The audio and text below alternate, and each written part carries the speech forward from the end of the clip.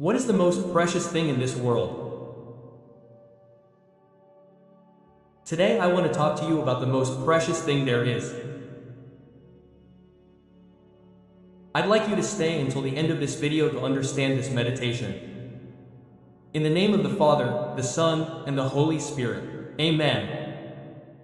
Matthew chapter 13 verses 44 to 46.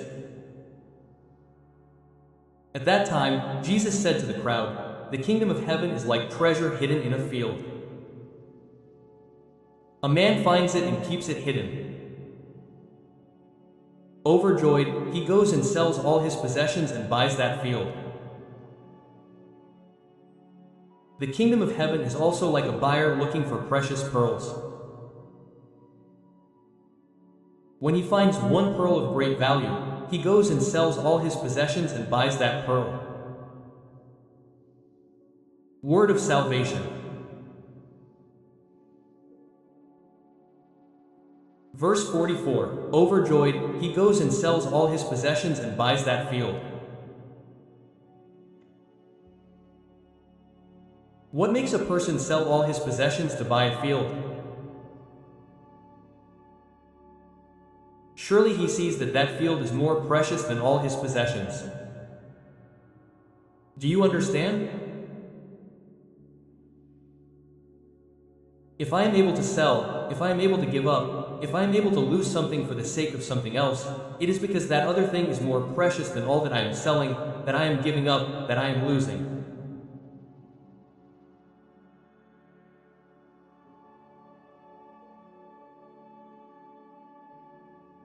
What is the most precious thing that do you have to be willing to lose everything to gain this good? Exactly, brother, sister. Faced with a precious good, you have to be willing to lose everything else to gain this most valuable one.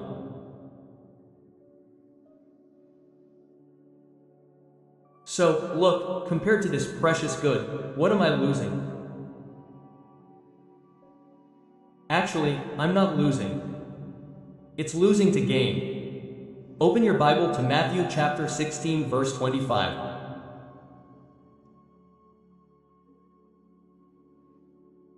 Matthew chapter 16 verse 25 says, "For whoever wants to save his life will lose it, but whoever sacrifices his life for my sake will find it again."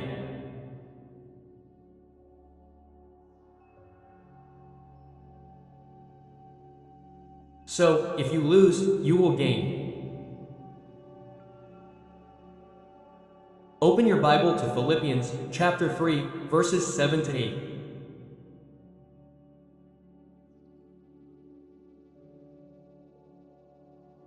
"But whatever were my advantages, I have considered loss for Christ." Look how beautiful. Paul is saying, before I knew Christ, I considered these realities as advantages, as benefits.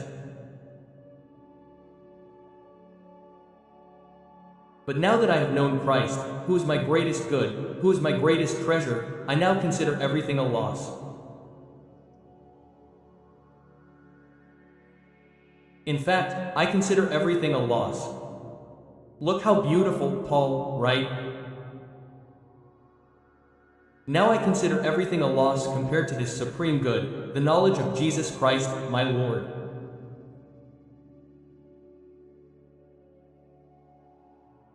So, see, if you start comparing the supreme good that is Jesus with the goods of this world, there is no comparison.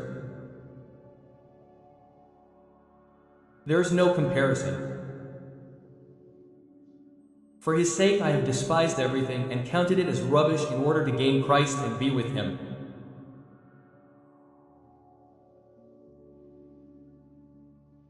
This is beautiful.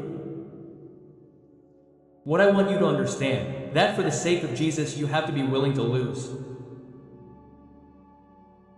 But it is because now that I am Christ that means I will have to lose the things of the world. It is because Christ is more valuable than the things of the world.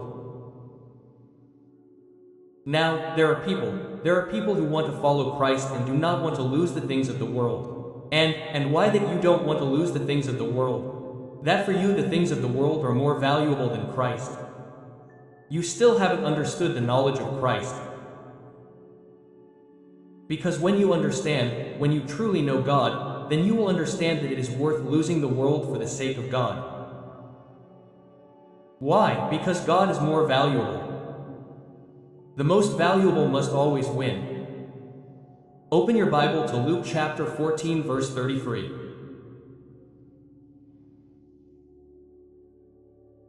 So then, whoever of you does not renounce everything he has, everything he possesses, cannot be my disciple.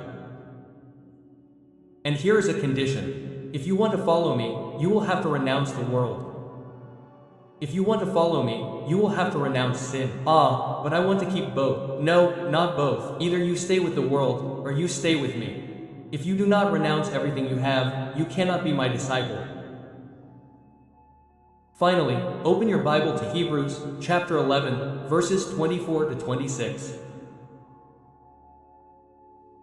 It was by faith that Moses, once when he grew up, he renounced being considered the son of Pharaoh's daughter, preferring to share in the unfortunate fate of God's people rather than indulge in guilty and fleeting pleasures. With his eyes fixed on the reward, he considered the outrages he suffered for Christ's sake more precious than all the treasures of the Egyptians. This passage alone would make a wonderful sermon. Moses preferred Christ, preferred God, to the pleasures of the Egyptians. What do you prefer? The pleasures of the world or the supreme good, which is Jesus? Write here in the comments, Jesus is my most precious possession. Father, Son, Holy Spirit. Amen. Send this video to someone else. Often the burden we carry is too heavy. Maybe the burden you carry today is too heavy. The burden of this illness, the burden of things happening in your family. You know, there are times when the burden is heavy. It's so heavy that it often affects your physical and psychological well-being. That's what we're going to meditate on. I'd like you to stay until the end of this meditation. In the name of the Father, the Son, and the Holy Spirit. Amen. First, I'd like to tell you that you're closer than ever to living one of the greatest experiences of your life. Have you ever thought about dedicating 40 days to God? From August 15th to September 29th, we'll spend 40 days in honor of Saint Michael the Archangel, totally dedicated to God. We'll do nothing more and nothing less than what men of God have already done. Many saints, for example, have dedicated 40 days to Saint Michael the Archangel. Saint Francis of Assisi did this. Jesus spent 40 days and 40 nights in the desert. This is the experience I want to invite you to have. Francis experience, Jesus Christ's experience, the experience of spending 40 days in the presence of God in a greater way, 40 days of sacrifice, 40 days of much prayer.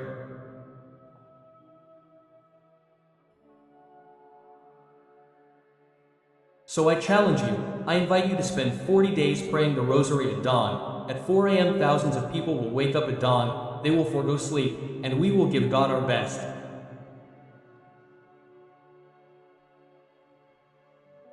We will give God the first hours of our day.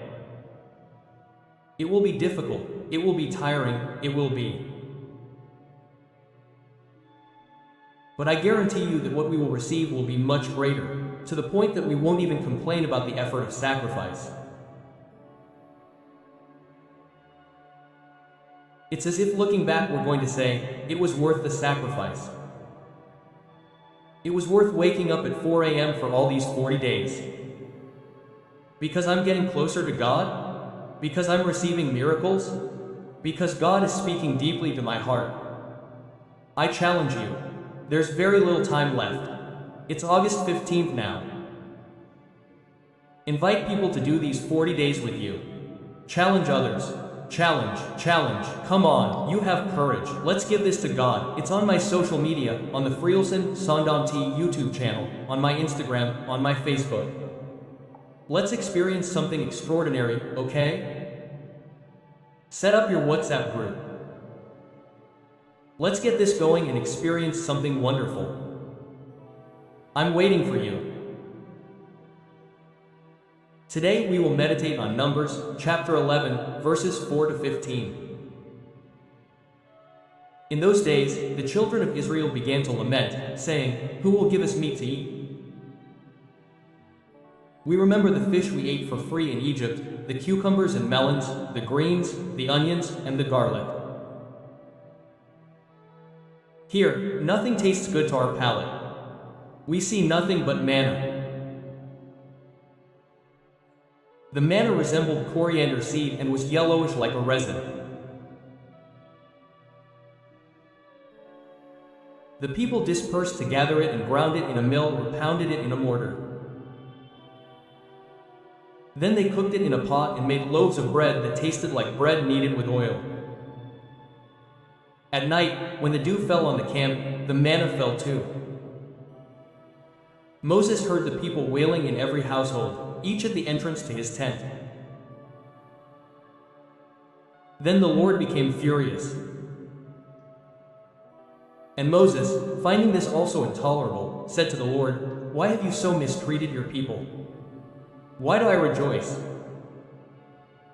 Why do I so little enjoy your favor that you lay the burden of all these people, on me?"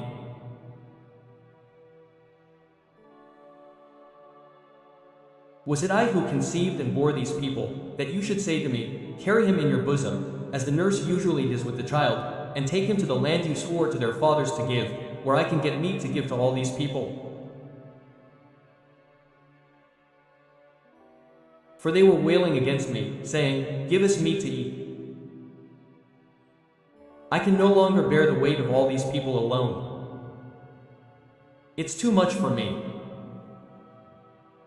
If you want to continue treating me like this, I beg you to take my life, if I have found favor in your eyes, so that I may never see such misfortune again." Quote, Word of the Lord. There are moments in life when you experience Moses' experience. This weight, this burden, is too heavy for me. I can no longer bear the weight of all these people alone.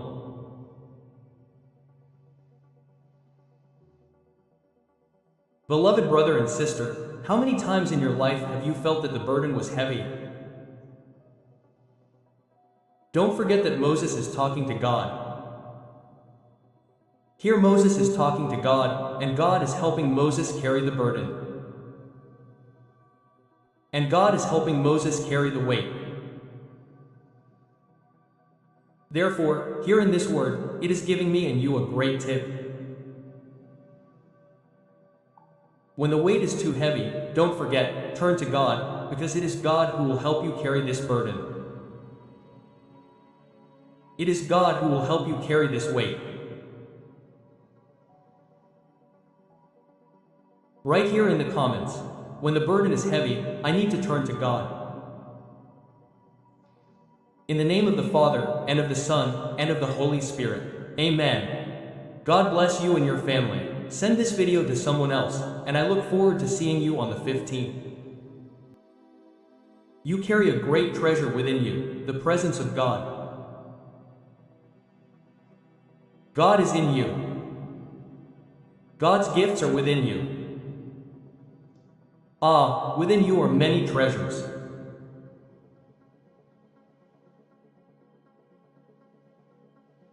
But see, there are treasures within us, but we must never forget that we are made of clay. This is what we will meditate on. I would like you to stay until the end of this meditation. In the name of the Father, and of the Son, and of the Holy Spirit. Amen. 2 Corinthians chapter 4, verses 7 to 15. Brothers and sisters, we carry this treasure in earthen vessels so that everyone may recognize that this extraordinary power comes from God and not from us. We are afflicted on every side, yet not overcome by anguish. We are placed in the greatest straits, yet never lose hope. Persecuted, but not forsaken. Cast down, but not destroyed. We always carry within ourselves the mortal sufferings of Jesus, so that the life of Jesus may also be manifested in our bodies. Indeed, we who are alive are continually being given over to death for Jesus' sake, so that the life of Jesus may also be manifested in our mortal nature. Thus, death acts in us while life acts in you. But sustained by the same spirit of faith, according to what is written, I believed, and therefore I spoke, we also believe, and therefore we speak. Certain that he who raised the Lord Jesus will also raise us with Jesus and place us in his home together with you. And all this is for your sake, so that the abundance of grace in a greater number may cause thanksgiving to abound for the glory of God. The word of the Lord. See, we carry this treasure in earthen vessels. Within you, you carry a great treasure. You bring the Father, you bring the Son, you bring the Holy Spirit, you bring your gifts, you bring your charisms. People, you have no idea what you have inside you. Within you are treasures, but do not forget that you are still clay. And Paul says something beautiful so that everyone recognizes that this extraordinary power comes from God and not from us.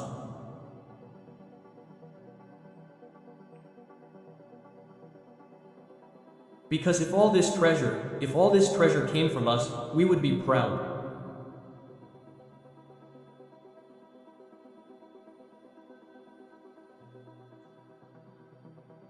So, we have a great treasure, but we are still clay, we are sinners, we are fragile.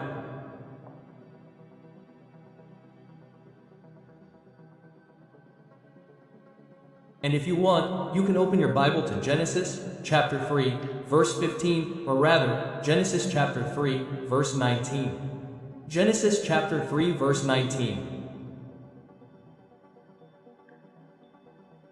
By the sweat of your brow you will eat your bread until you return to the ground from which you were taken. For dust you are, and to dust you shall return. We are nothing, but we carry a great treasure.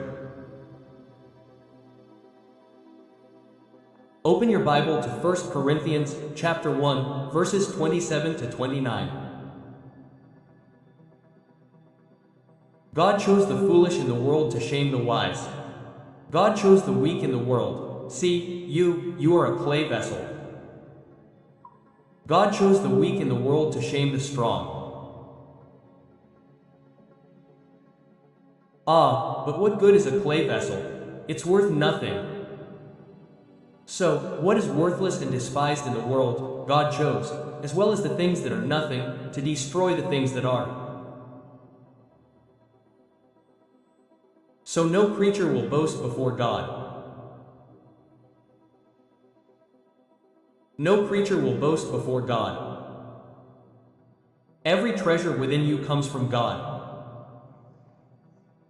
People in today's world like to say, I'm a good person. I want you to understand that all the good that's inside you isn't actually yours. The good that's inside you is from God.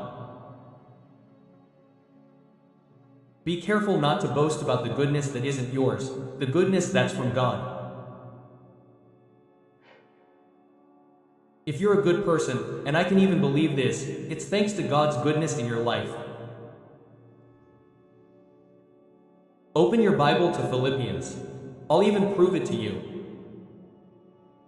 Philippians chapter 2, verse 13. For it is God who, according to his good pleasure, works in you, to will and to do. Every good thing you desire comes from God. Every good thing you desire and every good thing you do comes from God. Open your Bible to John chapter 15, verse 5. I am the vine, you are the branches. He who remains in me, and I in him, bears much fruit, for without me you can do nothing. Every good thing you do is thanks to God. Open your Bible to 2 Corinthians chapter 12, verse 9. But he said to me, my grace is sufficient for you, for my power is made perfect in weakness. Therefore I rather boast about my weaknesses, so that the power of Christ may rest upon me. Quote, my brother, all these words show the treasure that is within you, but none of it came from you. Be careful not to be proud, because everything good you have within you came from God. Write here in the comments, everything good I have within me comes from God. God bless you in the name of the Father, and of the Son, and of the Holy Spirit. Amen. Send this video to someone else.